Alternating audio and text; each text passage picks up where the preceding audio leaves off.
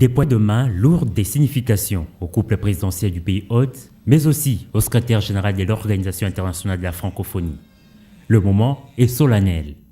Solennel également puisqu'il marque à Kinshasa l'ouverture du tout premier sommet de la francophonie en Afrique centrale.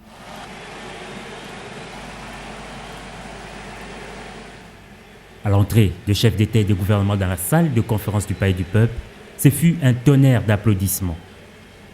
Place à présent à l'essentiel. Le chef de l'État, hôte du sommet, était le premier à intervenir à la tribune. Joseph Kabila, lors de son discours, évoquait notamment le conflit armé dans le Nord Kivu, guerre injuste, imposée par des forces extérieures, a-t-il précisé. Pendant que notre peuple se dépense sans compter pour l'amélioration de ses conditions de vie, de forces négatives, à la solde des intérêts extérieurs, ont il y a quelques mois entrepris de déstabiliser notre pays dans la province du Nord Kivu. Du fait de la guerre injuste qui nous est ainsi imposée, une fois de plus, des milliers d'hommes, de femmes et d'enfants perdent leur vie ou sont en errance dans les montagnes du Kivu.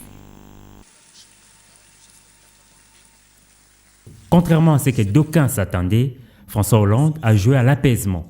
La guerre du Nord Kivu et son cortège de violations des droits de l'homme a occupé la bonne place de son intervention. Je pense aux populations des Kivu, victimes de conflits à répétition.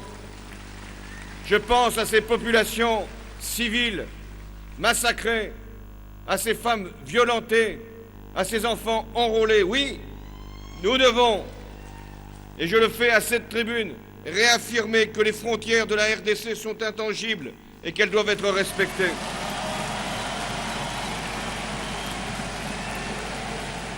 Abdou Diouf, secrétaire général de l'OIF, estime quant à lui que la francophonie s'est toujours montrée avant-gardiste face à de nombreux sujets.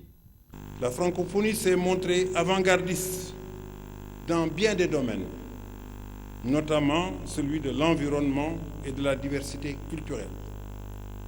Elle a surtout très tôt pressenti que de la manière d'appréhender les problèmes dépendait l'efficacité des solutions.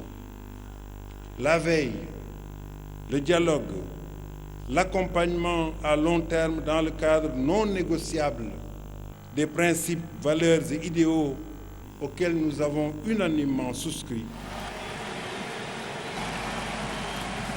Les conclusions de ce 14e sommet qui a tourné autour de la francophonie, enjeux environnementaux et économiques face à la gouvernance mondiale, sont attendues pour ce dimanche 14 octobre 2012.